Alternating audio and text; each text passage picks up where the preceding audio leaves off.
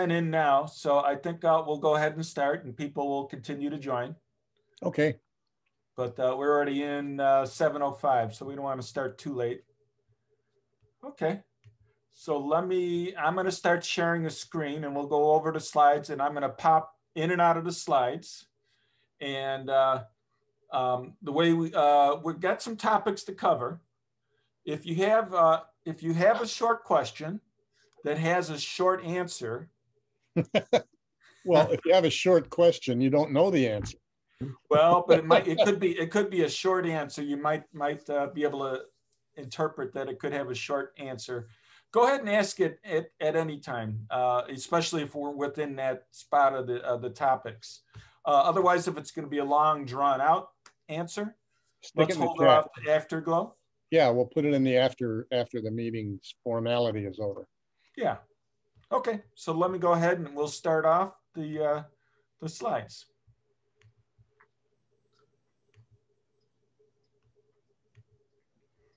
All right. Hopefully you can see the slides now. Looks good. All right. Well, everybody, welcome to the the Suburban Chicago Apple Users Group Photography SIG. Thanks for coming. Tonight we've got a guest presenter, and that is oh, come on, there we go. I want to introduce Mark Rivera. I know him as Marco. I don't know what he prefers, but either one. Actually, there's another Marco Rivera who isn't you. I was looking you up and it wasn't you. He's not even him.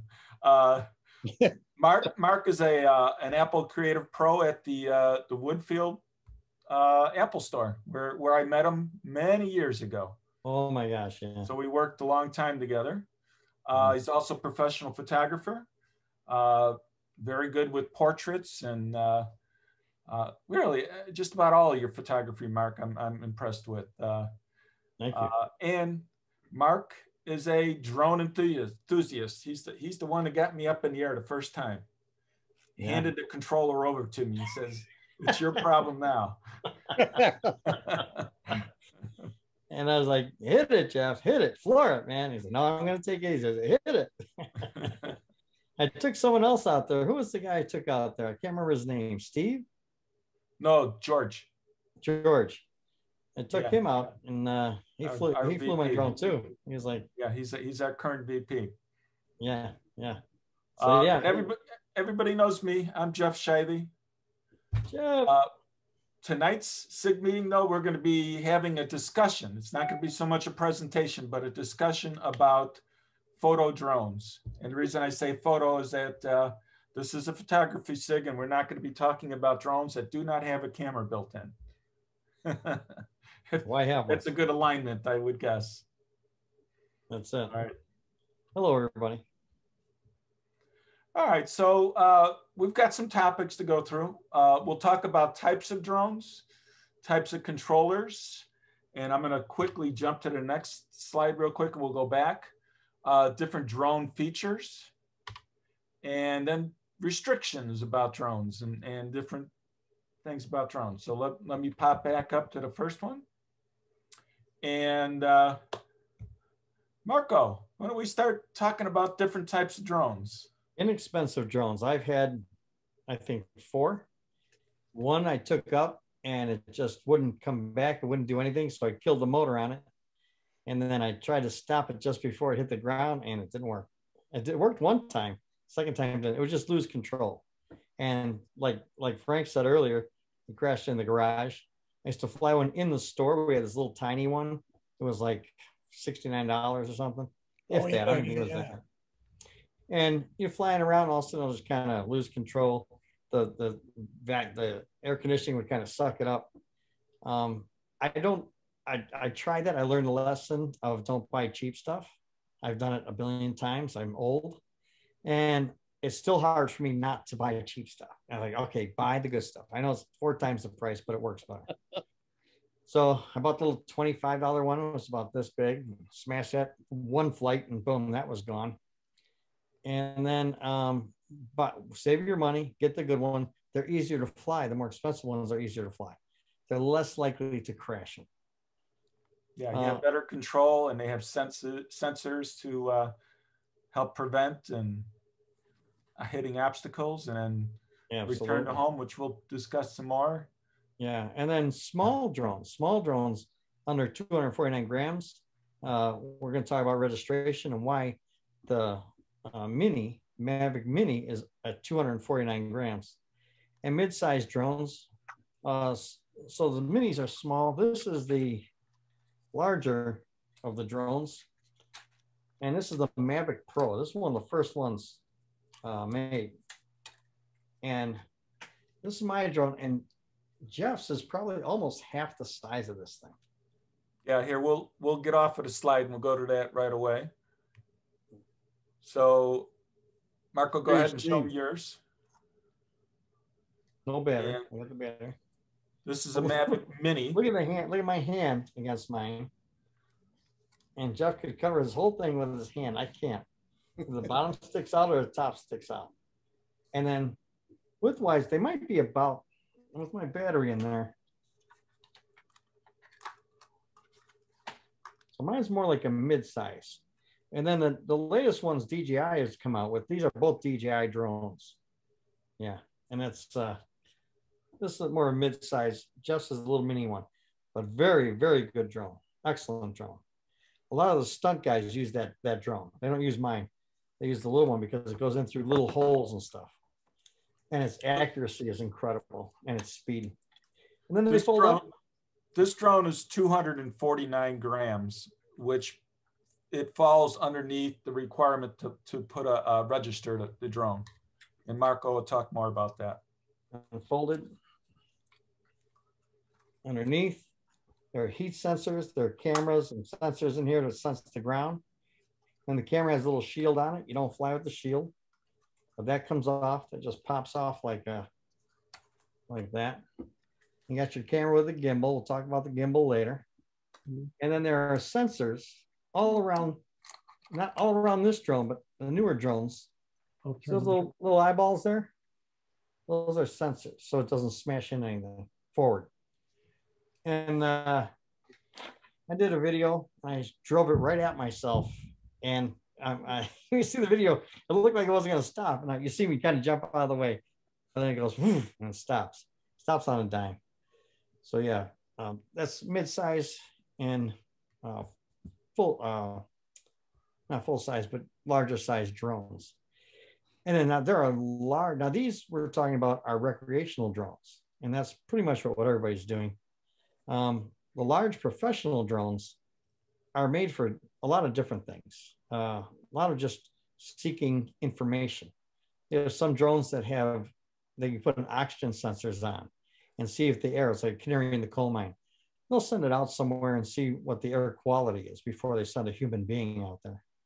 You know, as you know, Amazon is doing drone deliveries. They're trying to get that going.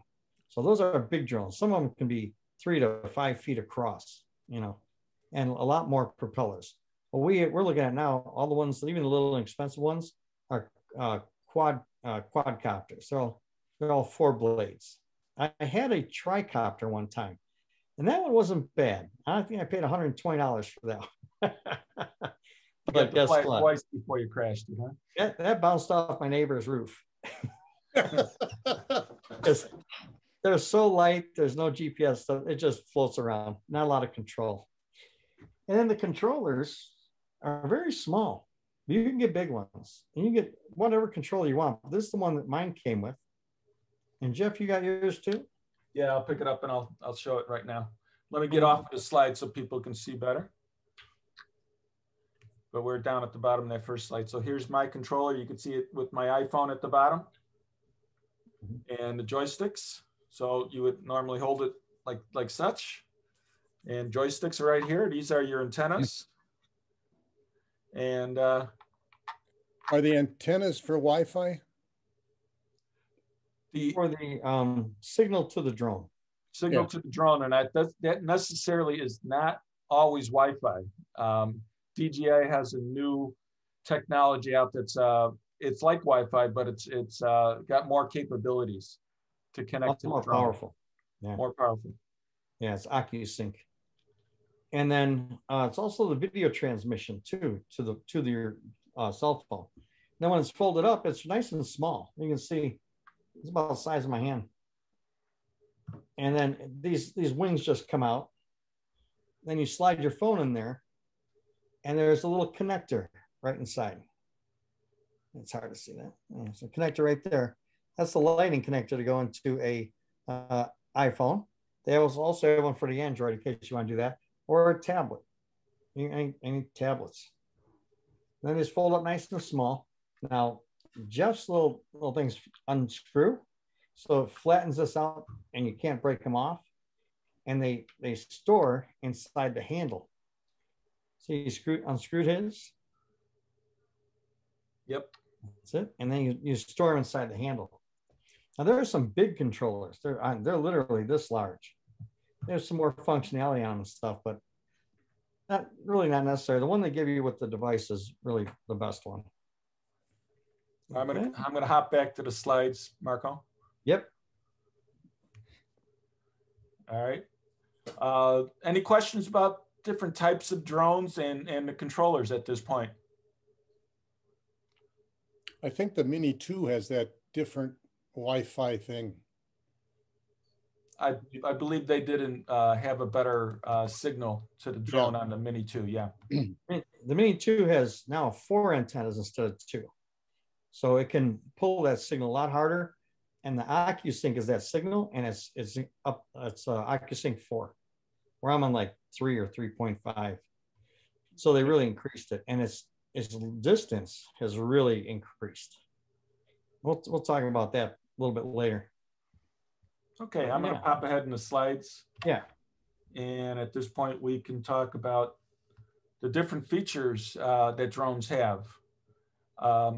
Why don't we start off with cameras and gimbals? Mark? Cameras and gimbals. Most of the cameras on here have a 1/3 sensor, and they're 2/3 sensor, and they're anywhere from like a 22 to 28 millimeter wide as comparative to a 35 mirrorless or DSLR camera or professional grade cameras. Now the gimbals, that is what made me buy a DJI drone, because at that time, nobody had anything like this. I don't care how much I twist this thing around, spin it, that camera stays perfectly still. You don't ever get a jiggle or a bump or anything. It is rock solid. And they have a thing called sport mode.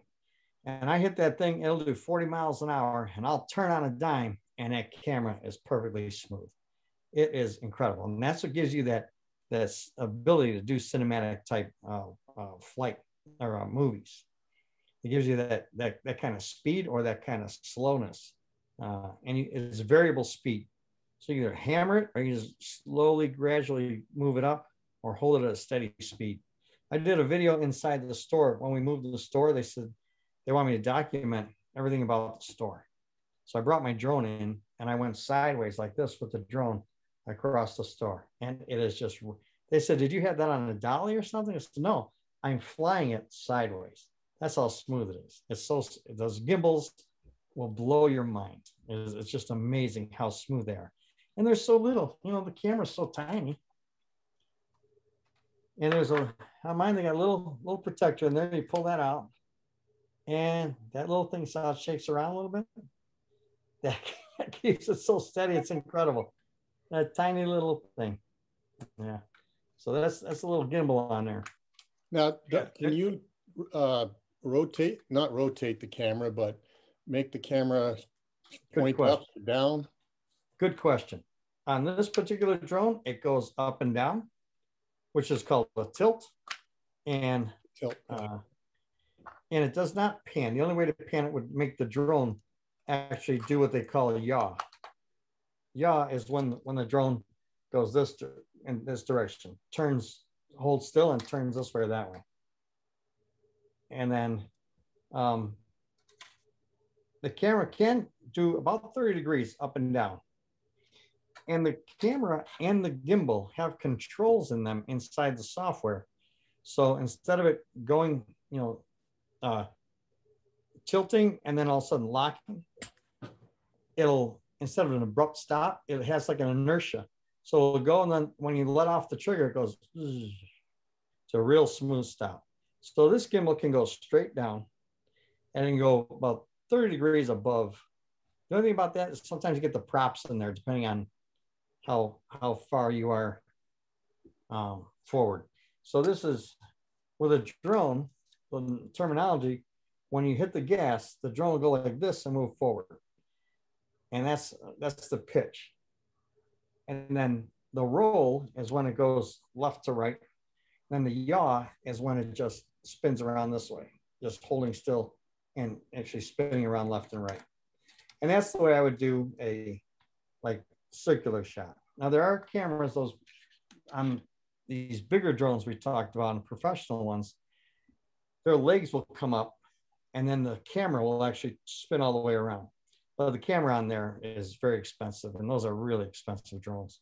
Something myself, or maybe this group, might not ever do unless you're in some type of a filmmaking, some type of industrial kind of work. Yeah. And then we got max flight times. Mine will do 27 minutes. The new one Jeff has will do now, I believe it is 34 minutes of flight time. And that depends on how much video you're doing, what level of video, and how hard you're hitting that gas primarily. How hard you hit that gas, how many turns you're doing, and you know. Yeah, if you're in sport mode or not. Yeah, sport mode takes a lot more juice because it takes a lot more effort to turn that when you're doing 40 miles an hour or 30 miles an hour. There's also a GPS mode, and we'll talk about that in a second when we get to GPS. Max speeds, there are drones that are doing 80, 85 miles an hour. Oh man, I'd love to try that. But the majority of the drones do anywhere from 40 to 46 miles an hour. That's in sport mode, the fastest they can go. And on average, for the slower mode, the safer mode with all the sensors working, the obstacle avoidance sensors, they're around 20 to 25, 30 miles an hour, you know, maybe 35. But that's a little more of a controlled, more control, automated control than you just flying it. And better for filming at that speed too. Yeah, you know, you want cinematic shots. You don't want someone just flying around. You know, if you're doing a commercial for something like cars, and you want to get around that car real quick while it's flying down the highway, you know, you can do that. And maximum flight time. So always buy more batteries, you know, or buy the Fly More pack. They usually call it a Fly More or the full pack. They have all the batteries. They have like the new mini S2 that has 12 blades in it. It also has for the camera, they have neutral density filters. What a neutral density filter does is when it's just so bright that your camera can't bring down the iris or the aperture or the shutter speed, where it just can't be dark enough, you throw one of these on. It's like putting sunglasses on your lens, and it just lowers that light level so you can get a nice shot when you're shooting like into the sun and things. Max speeds, hover accuracy. Hover accuracy means this. When you fly a drone that's made by, or I should say a quality drone. I like DJI drones. They're the Apple of drones to me. And other drone companies are starting to catch up a little bit, but the technology inside DJI's drones is very, very advanced. Like they'll have two processors. If one gets a signal from somewhere and it loses connection, the other one picks it up right away. There's no lag, there's no whoop, what happened? It's dropping out of the air and all of a sudden it catches. So they really have so many safety features. It's incredible. But the hover accuracy comes from that technology inside the drone and the GPSs. Their GPSs holding that drone actually in place. They are the GLONASS GPS and the American GPSs, or satellites, I'm sorry. The satellites hold that in place. So I tell people when I'm selling them the drone, They're afraid I'm going to, you know, I won't get it in the air and I won't know what to do. When you launch a DJI drone, you hit the launch button, you slide a little button, and that thing takes off about 3 feet in the air and sits there. You could throw the controller away, and that thing will sit there until it runs out of battery. And when the battery goes out, it'll just land itself right where it was. So that's why you buy the good drone, not buy the expensive ones, because they have that technology so you don't lose them or wreck them. And the other technology that, as much. Yeah, you can still do it. I ran one into a willow tree. I ran that one into a willow tree, and it was about 8 feet in the air. It hit the tree, and it started tumbling and coming down. Like, oh, here we go. And it got out of the tree, and at about 3 feet off the ground, it went and just hovered. I was like, oh my God, thank you. Because of that technology with the GPSs and everything. And they're pretty tough. You know, they're pretty tough. You can bounce them around a few things. Most thing you do is you probably bust the blade, you know. Now, obstacle avoidance sensors are to help us not hit things. So that drone, when that drone is taken off, it will, when it sees an object within 6 feet of it, it'll be going along like this. And when it hits the brakes, it just goes like this. And it goes, whoosh, and it tilts this way. So all the blades are blowing to push it back. And it stops on a dime. I'll tell you, it stops. It's incredible how that technology will stop that. Now that's what they call GPS mode. I call the safe mode. The one where I can fly, I get good speed, I get nice shots. But if I start heading to something, it can stop it. And then all of a sudden it'll stop and beep, and beep, beep, beep, beep, beep, beep. And you look down and you, oh, okay. Now what you want to do is you want to just spin the drone around this way and to see where you can get out of there. So you can look around you, because you don't want to make a move left or right or up or down, because you don't know what might be there. So I take a look around, make sure there's no other objects, and I get in between the branches, and it stopped at the trunk, you know. And then I go sideways and boom, I hit something. So I'll spin around, make sure there's nothing around, then I'll back it out and then put it wherever I want to go. But yeah, those are lifesavers. Now those on newer drones go all the way around on a couple of the DJI drones, the $1,500 ones. The new one, which is the one Jim is talking about, yeah. Yeah, Jim was talking about earlier, is the Mavic 2S. Mavic Air 2S. Yeah.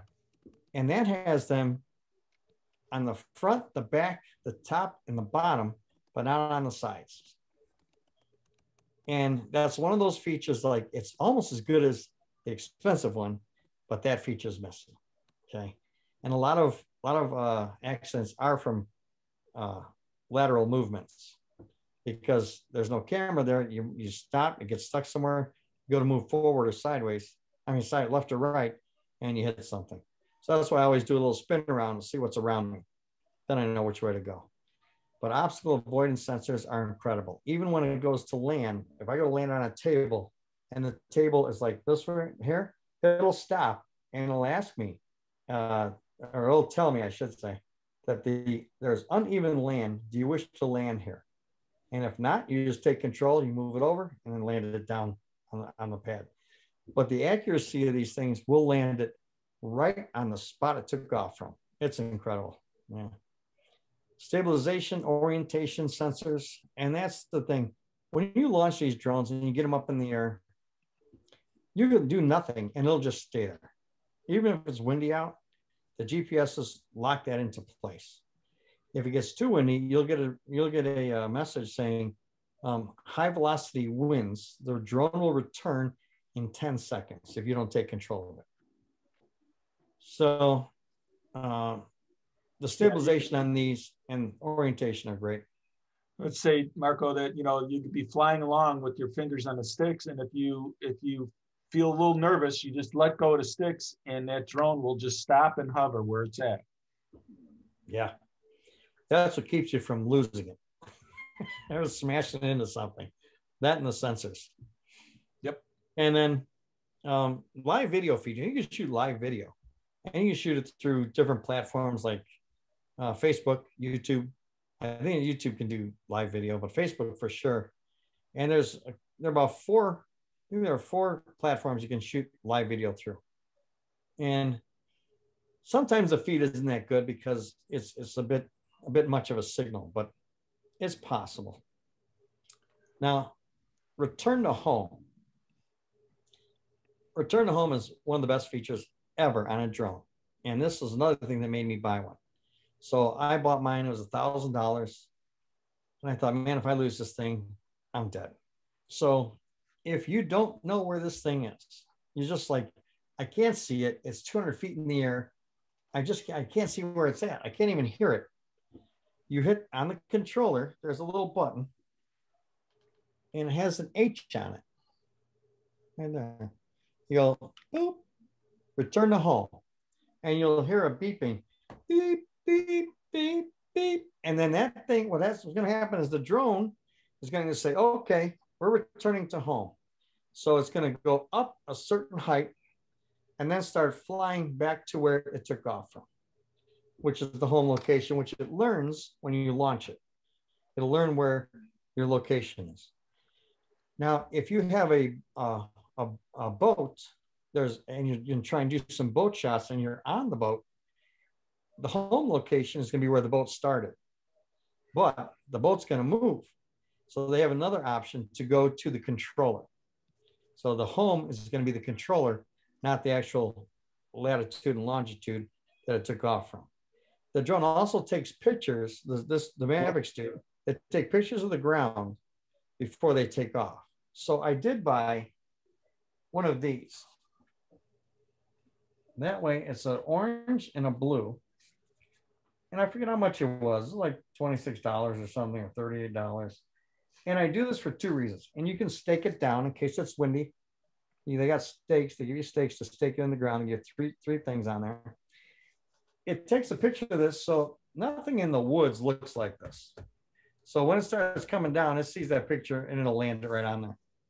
Also, when you fire up your drone and you're on the ground, right in here is open. This is where the heat, the vent is for the heating. So as it's flying, it's cooling it off because the air is going right through here. Well, when your prop starts spinning around, it can blow stuff up in there.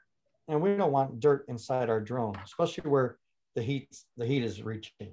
So what we do is we take one of these little landing pads, we put it on there, we take off of there where it's nice and clean. So return home can save you. I've even had it where I just had it out too far and I couldn't, I thought I saw it and I'm like, I don't know where it's at. Then all of a sudden I'll wait and I'll sit here, bzzz, but you do have to set the height it will go. So let's say you're flying in an area where there are trees that are 100 feet. And the drone, when you hit home, it's going to go to an altitude that you tell it to, and then start heading towards your home location. Well, you have to just make sure that altitude is above everything, high tension wires, the tallest trees in the area that you can think of. So I always go like 120 feet. There usually aren't too many things that are 120 feet in the air. You can go higher. It'll go up that high and then return home. Also, another return home feature is if the battery on your controller dies out. Oh my gosh, right? You have no control. What if you drop it and you step on it, or it falls in the water and it just fries out, or your phone goes dead, or maybe something happened and snapped the antennas off. Well, what will happen is the drone will do the return to home. It'll automatically go to the altitude you asked it to go to and then return home. Now, on the GPSs, on the software that comes with it, it's the DJI GoPro 4 or Go 4. There is, when you see the screen, you're going to see a little the map of what the camera sees. And in the corner, you'll see a little tiny square. And that square is the map. And it's going to show you the drone, just like on your GPS in your car. It'll show you where you are. And it has a tip on it. So you can, wherever that tip is pointing is the front. So as the drone flies on that map, it'll draw a line. And if it turns, the line will go this way. So you can see where that line goes to home, turn your drone towards that line, and then just start driving it along that line, and you can bring it home. Just get it up high enough. So that's a way to return to home without waiting for the drone to do it on its own, because it's a little slow when it does it that way. The other thing are intelligent flight modes like subject tracking. I'm sure you're all familiar with this. This has been as popular as could be when it comes to a drone. But there are different types of intelligent flight modes. So one of the great ones, which is a great cinematic look, is the point of interest. So you fly the drone over the point of interest, you mark the point of interest, and then you fly the drone out to where you want it to go and say, all right, this is the altitude and this is the direction I want it to go in. And you say, okay, and it'll start to go around that device. And you can change the speed of how fast it goes around that. And just continue to go around that, around and around and around. And you can control the camera while you're doing that. So that's the great thing about the automated intelligent flight modes, is not only can that leaves you free to do other things, change the exposure maybe. And that's done on the controller too. And you can start the cameras, and then you can control the camera as it's going around. Have it look down, have it look out towards the horizon. And so it gives you a little more of that cinematic look that everybody's trying to do. Because to do that on your own is very difficult. Even with a lot of experience, you really have to be a well-trained pilot for that.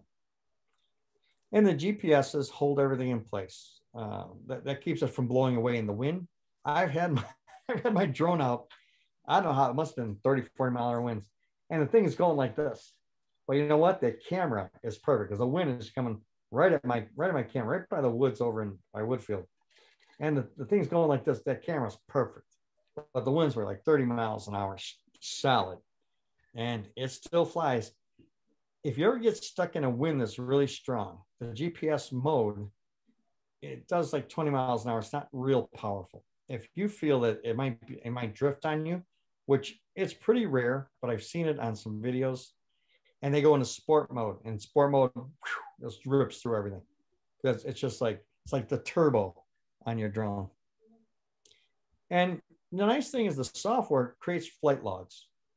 So if you want to see, you'll see all the patterns. If you want to run in a circle 10 times, you'll see that, and it flies over here.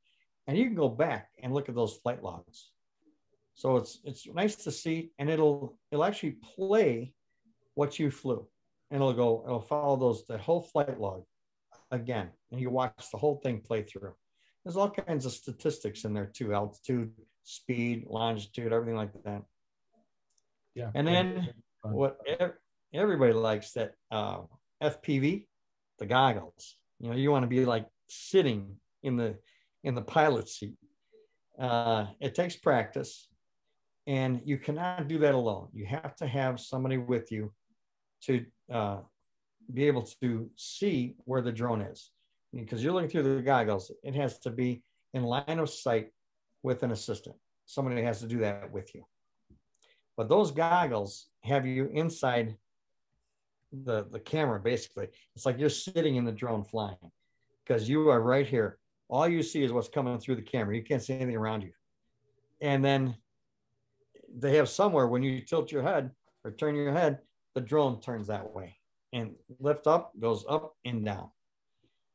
So pretty impressive, but you really need to practice that. That's you want to do that in a wide open field where there really are no trees, and stay up nice and high.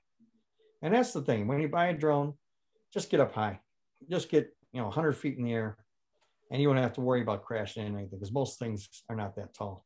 Even trees, they look big. They're probably 60 feet, 100 feet, 120 feet. that's pretty high. That's And a then you Sequoia. What's that? That's a Sequoia. Oh yeah, yeah, those are way up there. I was out there a couple of years ago. Yeah. All right. Do we have any questions on what Marco just covered? Yeah. What's the maximum height? Maximum height, I think, is on the next slide, but let's go. Yeah, I'll move it ahead a slide. Yeah, I think it is. What happened there? Brett dropped out. The FAA regulates that. FAA in this state is 400 feet. That's as high as you can go. Your drone can do anywhere from 2.5 miles to 7.5 miles. Distance. Out. High? Yeah, distance. And that's any direction. Whether it goes up, left or right, or forward, backward, it'll be 400 feet is the maximum in Illinois, according to the FAA. Now, there's a thing that I'm not exactly sure on, but I believe it's 400 feet from the surface.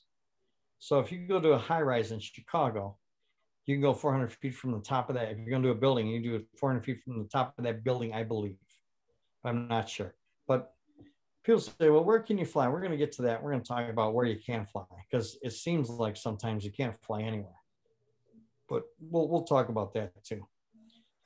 But right. In line of sight means you need to be watching the drone. You have to see the drone. If you have the FPV goggles on, you need an assistant or somebody there with you to be your line of sight person. You need somebody to help you with that, because FAA wants you to be able to see that drone at all times. I don't know why they go 4.5, 7.5 miles out or 2.5 miles. So I can't see that drone after maybe half a mile, if that, because it's small. It gets really small, and it's just what they want. Does everybody stick to it? Not a lot of people. I've seen them fly them. I've flown mine where I can't see it, and I count on that. If I can't figure out where it's at, and I look at the map, I can spin that thing around and point that thing right back to me. If I can't, I'm feeling lazy about it, I'll just hit the home button, let it bring it home. Until I fall, all of a sudden you hear, zzz, you look up like, oh, there it is. Yeah. But you're supposed to fly with your in line of sight. And flight altitudes, 400 feet, restricted flight zones. There are a software called Before You Fly, Kitty Hawk. There are more out there, but they will give you instructions when you fire your drone up and you go to launch it. If you're in a restricted zone, it'll let you know. I live by the airport. I am a stone's throw away. I mean, I can get to the airport in 10 minutes. So I am right here. The planes are coming through my house, and they gave me all the new windows, air conditioning, because if you don't have air conditioning and you have your windows closed, you're going to die. But if you have your windows open, you can't hear anything, because that's how loud it is. You're gonna die at 85 degrees. Well, I lived through it as a child, and some of you have, Frank and Jeff. We didn't have an air conditioning, central air when we were kids. The window was open. We had a fan, $10 fan, and we suffered. But it's hard to live like that nowadays because we're spoiled. So I can still fly here, but I am limited to my ceiling. It's not 400 feet anymore. And it'll tell you on the drone in the software when you fly, it'll give you all the restrictions and the airspace that you're in. And they give you a map that's color coded, red, blue, and yellow, and it lets you know what areas are safe and not to. And it'll tell me right to the block. You'll see. You can zoom in and see. Okay, right past Cedar. Right after that, the next street's Ash. I can fly there, and I can go 400 feet or 200 feet. And then we do have dedicated areas like Ned Brown. You go to Ned Brown, they're all over the place. You'll look online and see dedicated unmanned aircraft, because unmanned aircraft could be planes, it could be drones, it could be helicopters, even the ones they're on a string and you spin around. Back in the day, they called the Cox plane, COX. and you spin around. The thing would be, you put some gas in there. It was like a Model A car. And that thing would get up, it would go, whoa, whoa, right in the ground. And you go start it up again, and had a little heat coil in it. But that's what we did. And I was like, wow, that's the best. Now, on the restricted flight zones, Marco, there are some cases where you're not allowed to fly it at all, right? In the red zones. No altitude, nothing. Like downtown Chicago, you can't fly it. You can, but you need certain restrictions. Or you need to get permission from, you used to be able to call a control tower and say, this is where I'm going to fly, and this is the time I'm going to fly, and this is how long I need to fly. Then they cut you permission, and they say, okay, you're granted this permission, go ahead. You have no flights in there, blah, blah, blah. And then there's a software called Lance, Lance, and you can ask for permission wherever you are. The problem is this, is that if you are flying in the city, you might need the commercial license, the 107, part 107, the FAA licensing registration, which is basically a pilot's license almost. You're one step away practically. So once you get that 107, then you can make money. You cannot make money in any way, shape, or form with a drone. Even if I was going to do lessons, I figure, well, if I can't fly for real estate or anything like that, and to make money that way, I'll teach people how to fly. And I found out that I needed a 107 license to teach too. And I don't know if I want to put all that effort in. I think I like the recreational part. Yeah. Well, maybe I won't go fly tomorrow. Why? Well, I don't need the training. All right, so we need to avoid people and buildings. Is that right? Now, Marco, did you get 107? Did I? No. Okay. I don't want to do commercial. It's just not. I do more for entertainment. Put things up on the internet, and other things. I just find other ways to enjoy it. Yeah. But if you want to make money, part 107, just go FAA.gov, and they will teach you all that. Yeah, avoid people and buildings. Unless you're mad at them, then just barnstorm. No, don't do that.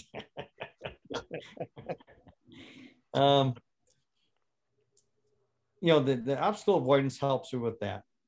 In sport mode, there is no obstacle avoidance. It's you. You have to keep an eye on that. If you think you're going to go too close, and I've done it with a building. It was an old building. It used to be our roller rink, and they're wrecking it and they're making it church, So I took the drone, I flew it, and then I just wanted to come right over the top like this. Wow. And I did it, but boy, it's nerve-wracking because it's a little hard to tell sometimes how close you are because of the wide angle lens. The depth perception is a little bit off. It's not as like a 50 millimeter lens. It's like your eye. So, but I did it, then I did it backwards. Then I came down, I flew it backwards and came down like this. And that was a cool shot too. So, practice those shots. But I belong to the AMA, American Academy of Model Aeronautics. And they give you insurance for $75 a year. And they give you a card, an AMA card. If you are stopped, usually they'll ask you if you have that card. And they'll ask you if you're registered, which we're going to get to in a little bit. So yeah, trying to avoid some of the other restrictions are not allowed to fly over people. Now you see drone footage where they're flying over the beach and stuff, but you're not supposed to fly over people or emergency situations like flood areas and things like that. You're not supposed to be flying over that. The news stations do, so they must get permission from the county. And each county can have different restrictions too. There are the FAA restrictions, and then they have county restrictions too. So check with that county. But they do have places like Ned Brown. I go out there and usually nobody's out there. It's great. It's like I have this whole area to myself. And I fly out over the woods and I get low under the trees and I make the camera come down as I'm going and come back up into the sunset and spin it around. And when I was out there in the winter, and they had all kinds of snowmobile tracks, and I go out there at the golden hour, the sun's nice and low, and all the tracks are shadowed. And I start following, I get down low and I start following the tracks. And all of a sudden, this guy comes out and he's got this giant kite. It's like almost like a like the glider kites. It's like a long banana-like thing. And he starts flying that thing around. So I get over there and I'm trying not to get tangled up in the thing. But I went over there and got some nice shots. You know, he put the thing on the ground, and when the kite on the ground, when he pulled it up, I had the drone go up with it. Oh man, it was great to have something to really shoot other than just the outdoors. But they have dedicated places for you to fly your drone. And most of the time I go out there, nobody's out there. Once I went out there, and there were 2 guys out there. And that's where is it? That is Ned Brown on Gulf Road in Schaumburg, just right at 90. Just east of 53. Yeah, east of 53, right? Yeah, I mean, just as soon as you get off, it's like the next light. And then you go in there and then you take a left. And then as you walk in, you'll see, you can actually pull your car up there to unload and then bring it back in case you have a lot of stuff. And then just go there and fly all you want, from sunrise to sunset. Which means and then we're only supposed to fly during the daylight. Yeah, daylight only. No night flying, unless again you get permission and get the any permission from any county and give them. You'll have to have a specific time and how long you'll be there too, and where you're going to fly and things like that. So they want to know what you're doing. And then the right away to all other manned aircraft. So if you're flying 400 feet in a helicopter from the news is coming in to do a report of whatever, some accident, you have to get your craft out of the way, because you are an unmanned aircraft and you must yield to all manned aircraft, no matter what it is. Doesn't, the helicopter, Cessna, jet airliner or whatever, you have to yield away to all manned aircraft. So, and just like driving down the road and the sirens go on, the lights light up, you got to pull that car over. Drones larger than 250 grams must be registered with the FAA. It's a pound wise, it's 0.55 to 55 pounds. That drone needs to be registered with the FAA, and it's $5. It's $5 to register your drone. They give you a number. You need to print that out, and you need to put it on the drone somewhere. It doesn't matter. It doesn't have to be visible. Some people put it in the battery case, like there's a little battery case like right there. They line it in there. They make it small. It doesn't matter how big it is. I put mine on the wing right there. That's my FAA number. So I got a label maker, so I put it on there. And when I was in the woods, I was in the wrong part of the woods when I first went there. I'm like, oh, I'm gonna go fly here. And I just got the drone. I was really trying to figure out all the little software and little tricks and everything, and the flight patterns I wanted to do. And I finally got it going. I lift it up, zzz, and I hear, and I turn around, and it's the police, the Forest Preserve Police, which are DNR. They have more authority than the police. They're DNR. I didn't realize that. I talked to another one. They said, yeah, we're DNR.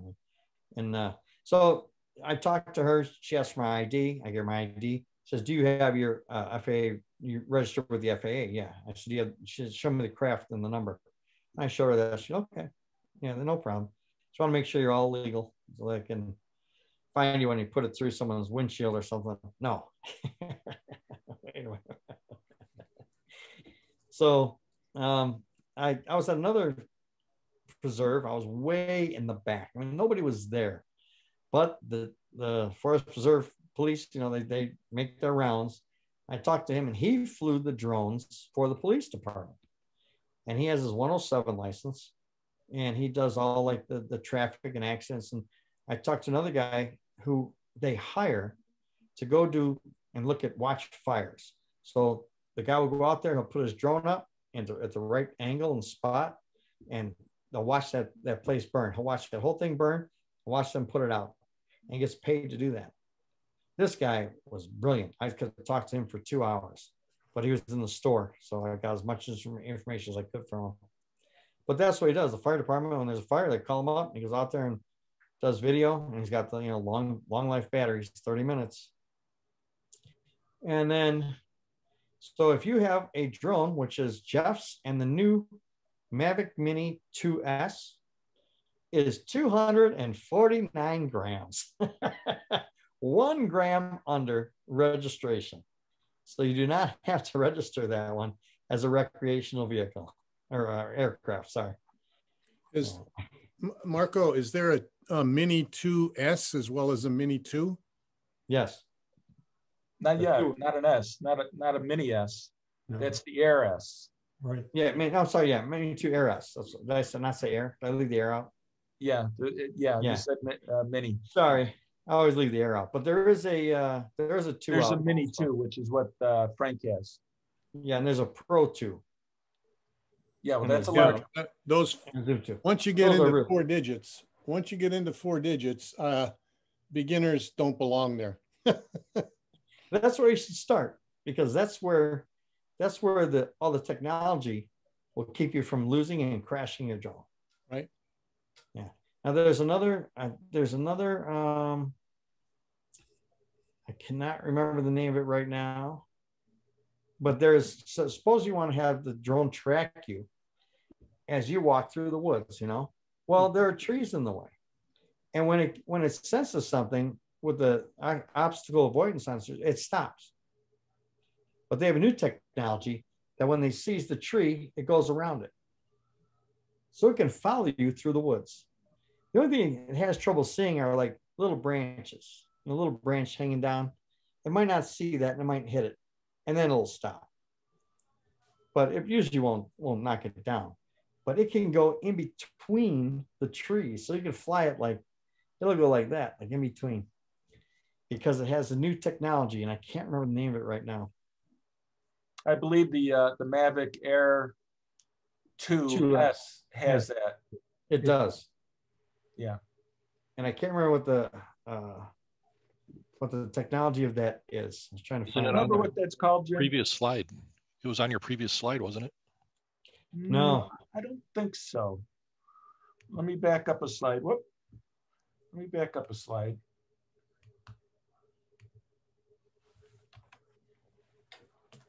Well, it's an intelligent flight mode of sort. There's many different intelligent flight modes. So this is a new intelligent flight mode that they just came out with.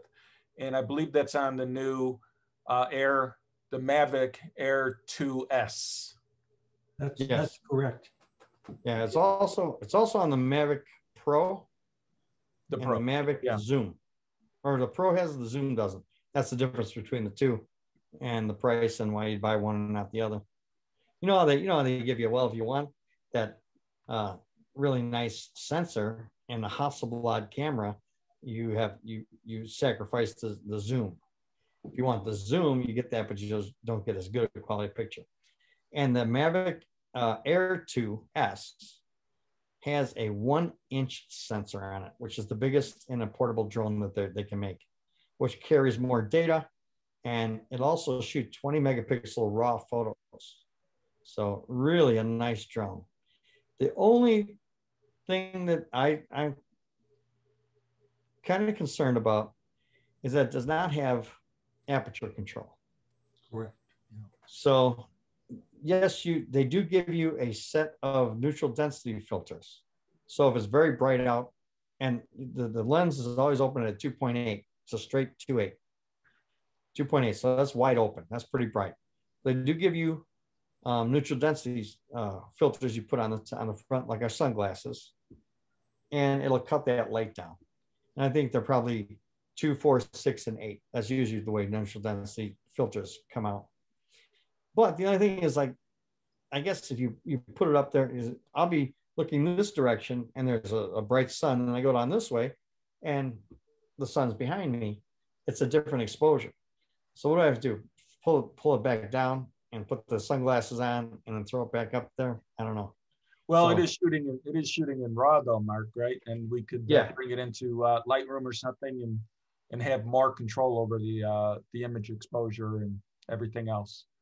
Yeah, and there's something called Cinelog and D-Log. D-Log is where most of the professionals shoot in, and it's like grayed out, but then they gradiate it inside the software. And that is just a ton of data and really pulls the picture out and gives it that cinematic look too. Yeah. All right. Well, And at this point, we've gone through all the topics on the slide.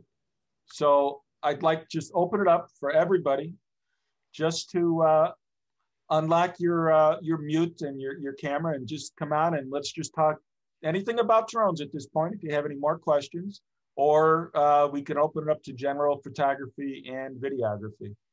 So does anybody have a question? Jim, you had something earlier, right? You were going to ask about? Yeah. Contrary to what Frank says, I'm thinking of getting the Air 2S. Maybe tomorrow if the things are right. And Congratulations. yeah. Yeah. So it's very timely to have this discussion here. And it's $999.99. So I'm still under the 4-digit thing, Frank. Just bear with me. Okay, good enough. Yeah.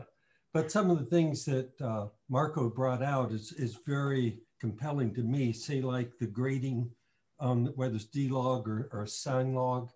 Those are the types of things you can read the manuals and you don't really understand the differences until you talk to someone who's done it. So what's your thought on that, Mark? It's gonna, that takes some studying. I usually shoot, mine does 4K at 30 frames a second. I really like 1080 at 60 frames a second better. So I don't use a SIG or D-Log, but the gradation, I think, takes a little bit of work. It's kind of like photoshopping video, and you need a certain LUT to try to bring those in.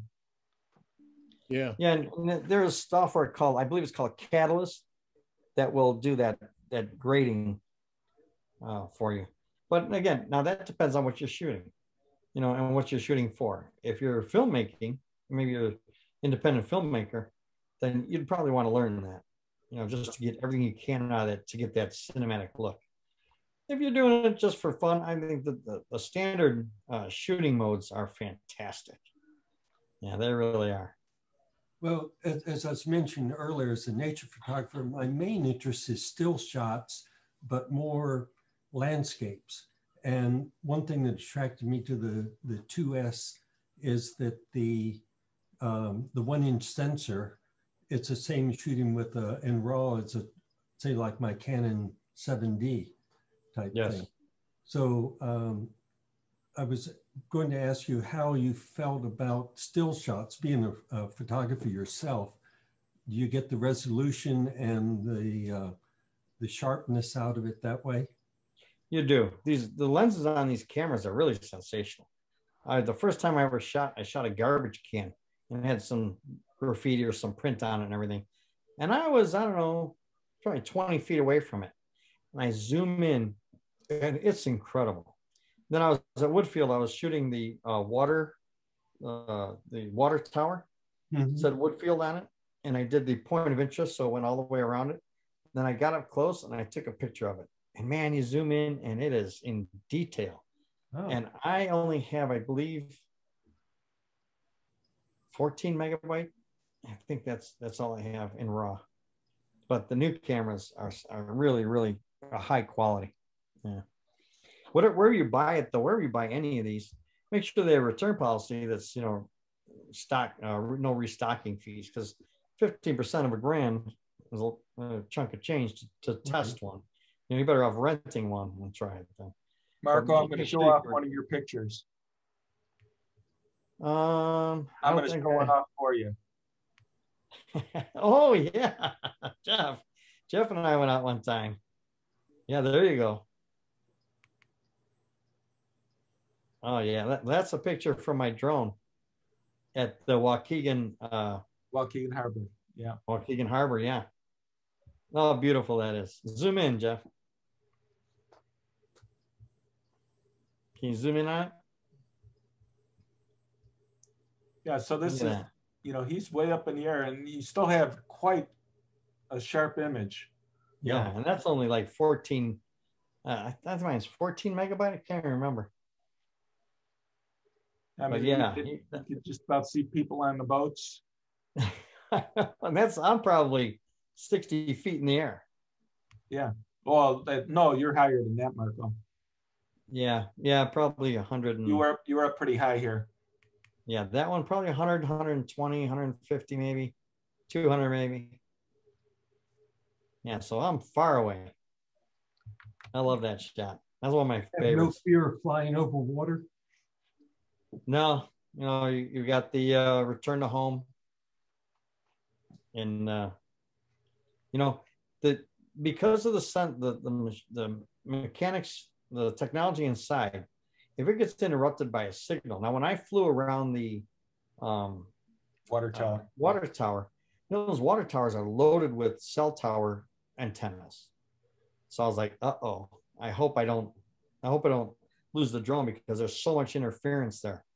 So I was going around, and the only thing that happens is the video signal gets disrupted. It doesn't come in on like real time. It gets a little choppy. But other than that, the drone was doing 14 miles an hour around this thing. It was beautiful. You interrupted all conversations on phones for miles, but the drone was okay. Woodfield shut down. They couldn't have no cell phones. That's okay. I got my shot. And you know, it's it's amazing to see the footage. It's beautiful. The footage, when you actually do it and you look at the footage, you're like, my God, that's just amazing. And when I'd watch people's footage, I'm like, I've got to buy one of these. I've got to buy one. I'm saving my money. I'm buying one. I don't care if I don't make a dime with it. I need to buy one of these. It's just beautiful footage, and the photos and the things you can do and places you can see. And it's just a perspective you don't get. You know, you can't, the pictures Jeff showed you, you can't get that. If you have a 15-foot pole, 20-foot pole, you can't get that perspective. Nope. But watching the drone circle that thing at 14 miles an hour, just watch it go around, just standing there, and it just goes around and around. It's just beautiful. Then I can just work the camera and put the camera up if I wanted to, maybe go down towards the bottom. And as it comes around, you can see yourself down there if you're standing close enough. Right. Now, which of the packages do you have, Before You Fly or Kitty Hawk? I've got both.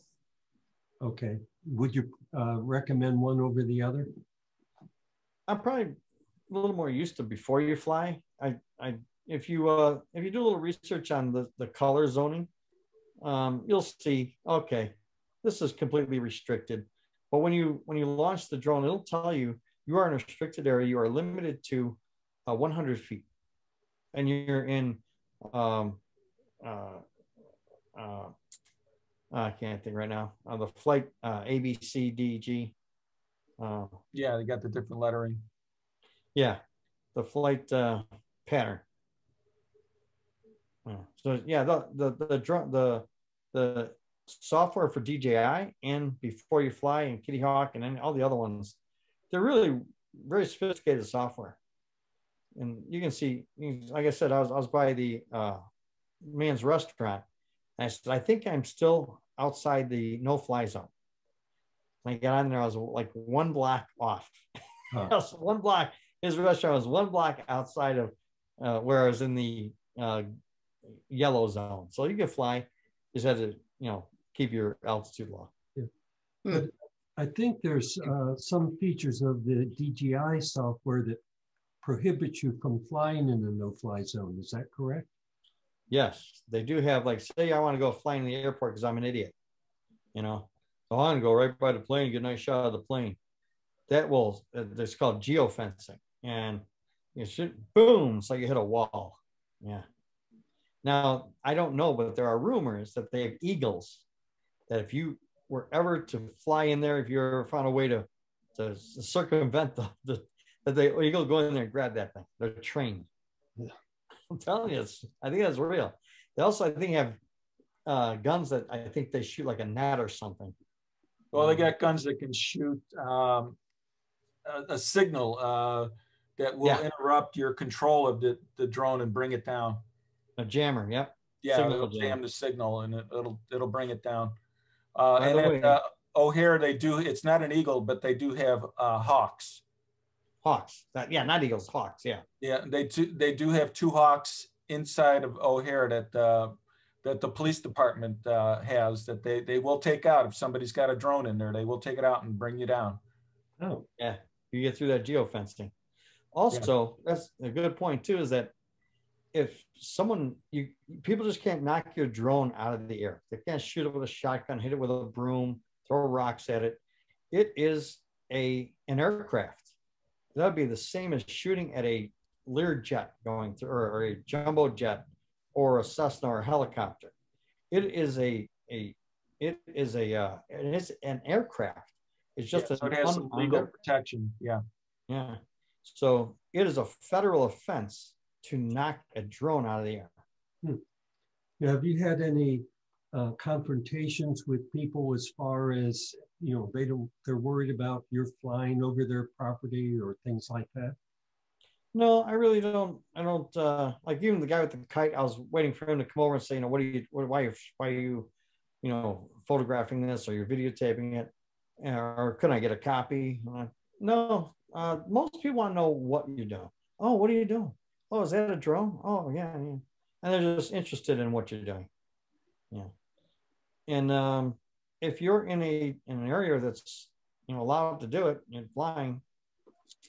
That's not your problem. That's their problem. Yeah. Right. Yeah. But most people are just interested in know what you're doing. And then when you show them, they're like, wow, that's awesome. Was that expensive? I'm like, yeah. Yeah. Oh, Marco, if I take you on my Harley in the back and I decide, let's take one of the nice curvy rides, can you get the drone? Is the drone, if you fix it on me, will it go with me along the side? I don't want it behind me. I don't need it in front of me. I need it on either side of me. Depends on the drone, of course, Frank. The Mavic Minis, I don't think have that intelligent flight mode to do that. But something like what Marco has, or what Jim is planning on buying, has that intelligent flight mode to fly alongside you and keep track of you. Okay. Yeah. That one's called profile. So there's a forward, and it'll sit in front of you, and as you go, it'll go backwards. And there's another one where when you go, it'll follow you like this. And then there's the other one where it's a profile. So when you're going like this, the drone is going to fly sideways with you. Okay. And you just have to watch your trees, because you want to get a low shot so you can see the person on the Harley. And I did it with my buddy. I tried flying it backwards, and I almost hit it. I was like that far from hitting the tree. And if you watch the video, I stop and I turn it around, and the tree is like right here. I'm like, whoa. The tree branches, I should say, the branches. Mm-hmm. But the thing is that in those modes, it does like 25 miles an hour, so you can't go too fast. Okay, well, that's fine. And there's another one that I really liked, was called spotlight mode. So the drone will sit there and it won't move, where the other ones are following you. Spotlight. So when you move around, it doesn't move, but it'll spin with you. It'll turn with you. And the camera will automatically go up to keep you in the center of the frame. So if you start walking out too far, the camera will lift up. You come in too close, the camera will go down. That's amazing. And this is mine. Mine's old. Yeah. So they have a new feature on here. It's called, I think, called Filmmaker or Movie Makers. Yeah, that's what Jim's going to have if he buys it tomorrow. Yeah. And you hit it, and I was watching a video, and the guy said, let me show you what the video my drone made. And he just hits the button. He marks the spot. And the way you usually do that is you draw a square around on your screen on the phone. You draw a square around the object, and then you say go. And then it'll follow it'll do whatever mode it is. So if it's doing movie making mode, it's going to do a lot of the intelligent modes, like zoom in and then zoom out, and then point of interest to go around you, and do different like overhead shots, and it'll put the movie together with music. Really, the incredible technology. But Jim, what I love about the Mavic Air 2S is that where I could follow me through the woods or through, you know, Roman pillars when I'm in somewhere, and it'll do that technology that makes it go through there. It also does 8K hypersync or hyperlapse, 8K hyperlapse, 34-minute flight time, and has 4 antennas. So the signal communication between the drone and the video are very, very strong. Yeah, stronger than the older ones like mine. I wish I could remember the name of that. Well, we've got some beginners like me and Frank and Jim. I don't know if you've flown other drones or if this will be your first one. A little bit like that. A little bit, yeah. Well, I've flown mine a little bit. So maybe at one point we'll all get together at like Ned Brown Woods, and we can teach each other how to fly and how to do the different modes and stuff. Yeah. I'm in there. Just call it. And Michael mentioned if you do break a blade, how do you replace it? Is it replaceable? And they are. They really made it really nice. They really thought this out. DJI is a great company. So here's the blade. If I broke it, all I do is push down and turn, and it comes off. Just like that. And there's a little marking, like this one has no marking. So the motor has no marking. So I know that that blade goes on this one, and it just pushes down and turn. And that's it. Now it's on there. So they're really easy to replace. And you can see on this one, I'm going to open this one up. There is a little coloring, that little white circle on there. And you see the white circle on the motor right here. So you know that that blade has a white circle and this has a white circle. So if you chip the blade, you break it off, you'll have to replace it. And I've busted 2 blades, one at Christmas trying to go, like I'm just gonna go right past the, you know, the snowman with the lights on it, and ping, hit that metal cage and snap. And I'll see on the Mini, at least on my Mini, I don't know if the Mini 2 is any different, but you got a little tiny screw, but they give you a screwdriver. Okay, yeah. Yeah, so they're very easy to replace. This one has individual blades, where Marco's is a solid blade across, but this one has two blades per prop. Mine are 2. Oh, are they? Okay. Yeah. That's one set, but they're 2 individual spinning. You know. And they're all the same orientation. So. Yeah. Now they have my drone when it came out was a loud drone, and they've created much quieter drones, which the newer ones are. The Mavic Air 2, the Mavic Air S2 is, and decibels, probably 25 decibels quieter. And I did buy these little tips, these gold tipped propellers. They're supposed to create less noise. And the reason being is, I don't know if you can see it from here, but they're kind of curved. They got a little curve to them. Oh yeah. Just a slight curve. Does that affect flight? And yeah, so what it does is when the propellers are spinning, it pushes out air to the tip of the blade. And if it's square, it makes more noise. So they point it and then they twist it a little. And so the air has an easier way to flow and makes less noise. Like, that's awesome. Well, engineers, man. Some engineers. Gotta love them. Yeah. Yeah, engineers. If you're an optimist, the glass is half full.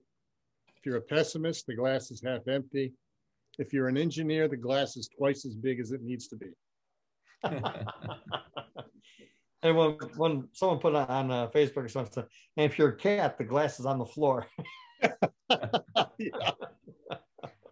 Do you have any other questions, curiosities out there? Anybody? Just unmute and about I anything. think we should get a group together to go to those woods. Yeah. On one of those nice weekend days or whatever. I'm actually Days, off. all I'm my off days are this weekend week. days. Huh? I'm off this week, so that'd be good. Maybe I'll go out on well, Monday. It's supposed to be 70 this degrees on Monday. 70 on Monday. Yeah. What you want to make, it's always like, we ought to go to lunch sometime, and that never happens. You need to do it now. Let me see Mark, Monday. a question on the registration. How long does it take for that process to get your number? Oh, it's instant. You get it. It like downloads. You get the number right away. Oh, okay. It's $5. If it's any more than $5, you're on the wrong spot. FAA.gov, yeah, because there are people out there. $25 FAA registration, and I think you still get registered, but it's $25.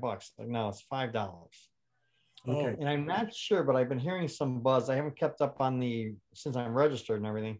I'm kept on it, but I thought there was some type of a test, and it was like, how high can you fly? 400 feet's the maximum. Right. Do I need to be able to visually see my craft when I'm flying it? Yes, I do. Okay. If I use FPVs, what do I need? They call it spotter. I need a line of sight spotter. Line of sight spotter. So all the things we talked about would be a little quiz, probably like 10 questions. So I think I did have to do that too, even back then. And like, yeah, okay, no, yes. And then that's it. And then pay your $5 and you get your thing, print it out, and then just put it on your drone. Okay. But Jim, definitely a good drone to buy. The mini Air S2 or 2S. Yeah. Every time I see that, it looks like a 25. Like in print, looks like a 25. I was looking at the mini and some of the features that you mentioned about some of the different flight profiles to follow along. That's what switched me up for the to the Air, because it did the 1-inch sensor. The 1-inch sensor, especially if you're going to do photography with it. Yeah. The 1-inch sensor is going to be awesome. Yeah. Yeah, absolutely. So buy it, and then we'll all meet Monday and pick a time. Can't meet Monday. I'm gone the whole day. Are I'm you? going to help my brother put his. Can't satisfy everybody. Jim, you want to fly on Monday? You're going to pick your let me get it first, and then we'll find out. It may not even be in stock, yeah, they might not be. They're brand new, so yeah, That could be. Yeah, Just order it on Amazon. It'll come there tomorrow. Yeah. Well, Best Buy has 10% off if you use their credit card before the 24th. So at least pays the tax on it that way. Yeah. So they do that one has HDR in photos, and it has panoramic too. So if you're a landscape photographer, they got it'll do panoramics. Yeah, it would snap multiple shots and then stitch them together into a single. Yeah. How cool is that? Yeah, I know. Let me see if I can find Mavic Air. You guys are going to talk me up from my Mini to the Air 2S. There are videos out there. I got it. You got a big boy drone now. Yeah. I'll first learn how to fly my Mini, and then I'll bump up. Yeah, Monday. how it should be. Yeah, Jeff, have you had situations with the Mini and flying? Any horror stories or? No, not at all. I've only flown it in 2 locations. One was at the harbor, Waukegan Harbor, and the other was just this parking lot next to my house, just a half a block over. No problems at all. And much, when you first take them up, you're always nervous. You're taking up this, you're going to crash it, but much easier to fly than what you think. The sensors and return to home, and if you think you're doing something wrong, you just let go of the sticks, and the thing just stops and hovers. That's a lifesaver, because there was a couple of times I was like out of control. I didn't know what I was doing. I was just like, okay, let go. That's it. Just like your lawnmower, let it go. It'll stop. Now, Frank, you have one also, right? Yeah, I got the Mini 2, which is not out of the box yet. Oh, a real beginner. Well, I had another one I had it for quite a while. I did a lot of backyard photography and videography with it. And then I decided on the Mini after talking to Jeff. So I gave it to my brother who, broke the shit out of it. And that was the end of that. Brothers are always good for that. Well, what's the weather going to be Sunday? Here we go Sunday. Is anybody available on Sunday if you get it? Hold on, I'll tell you in a minute what the weather's. What's today? Wednesday? What about Thursday? No, I'm going for something Thursday. I got a procedure I got to go through. All right, well, good luck on that. Yeah. It's going to be cold. Another unnecessary thing. Monday and Tuesday, nice and warm. Monday and Tuesday, and sunny. Monday and Tuesday. Tuesday works. Unless you're not. Are you working on next week, right? I'm working Tuesday, yeah. You have all 5 days? Is that what you do? 5 a week? Yeah. Okay. Frank, so I'll take you out. Frank, I'll take you out. You and I will go fly, Frank. All right. You got a deal. Anybody else want to fly with us? You're welcome to. Yeah. We'll fly on Tuesday. Okay. Let me put that in. APAS is that technology that goes through the woods. That can see objects and go around objects. Well, called APAS, APAS. Oh, shit. Active Track and APAS. Tuesday. Well, Frank, I'll talk to you about it. Talk to me. I got to pick up my Harley, but that shouldn't matter. Yeah. All right. Well, is there any other questions, curiosities about anything photography? Oh, and by the way, the first international drone flight flew on, what was it, Tuesday, I think? Oh, really? Yesterday or Monday. It was Monday, I think, on Mars. I shouldn't say international. I should say interplanetary. Is there a YouTube out? Yeah. Well, it's only up 30 seconds. They just took it off the ground and put it back down. That's a 30-second. 3 meters. Yeah. So very first interplanetary flight. All right. Yeah. History. You understand? The drone didn't go from Earth to Mars, though. That's not quite interplanetary. AccuSync's got to get a little better. First local tour of Mars. And Jim, you're buying the Fly More combo, right? Yes. Yeah, definitely buy that because you're going to buy that stuff anyway. And you get a better price on it. One thing that you talked about was the landing pad. I wasn't sure about that, but you convinced me that that's a valid expense. You could use a piece of cardboard. When I first did, I used a cardboard box because it was in the grass, and I didn't want the grass to get in there, and I didn't want dust or any rocks or anything to kick up into the motor or into the ventilation. So I put a cardboard box. A can of white paint and just make a circle with an H. Yeah, a piece of cardboard. Oh yeah, on the cardboard, yeah. Yeah. I had a B&H cardboard. I put it down there and I videotaped that. I videotaped my first flight and I went forward and I went backward and I was like, whoa, that's awesome. Like, that is crazy, but yeah. If you get it, let us know. We'll do Monday. Mondays works for me. Yeah, not me. I'm busy. All right. I'd like to go with you though, Marco. One of these Mondays or Tuesdays or whatever dates you have off. Usually Sunday, Monday. Sunday, Monday is off for you? Mm-hmm. Okay. Well, maybe the week after. I can try to coordinate with everybody and see if we can get out. Okay. Anybody that hears this, everybody is welcome, of course, not just the 4 of us that are speaking together right now, but everybody is welcome to come out. And even if you don't have one, if you want to come out and see how we fly them and stuff like that, and Marco, he'll just hand you the controller when the thing is up in the air. He'll just hand it to you and say, it's all up to you. Try it out. I'm going to hit it full blast. Wham! And if anybody here in the photography is a filmmaker, they can make a film about first-time drone flyers screwing up. That's it. Yeah. Nobody Outtakes. will screw up. There'll be no screw ups. We'll land those things safely. They land by themselves safely, actually. Yeah. But Jeff, you're gonna put the location and time at the community, or send out an all broadcaster? How are we gonna know where everybody's gonna be on Tuesday or Monday? I would put it up on the community, Dom.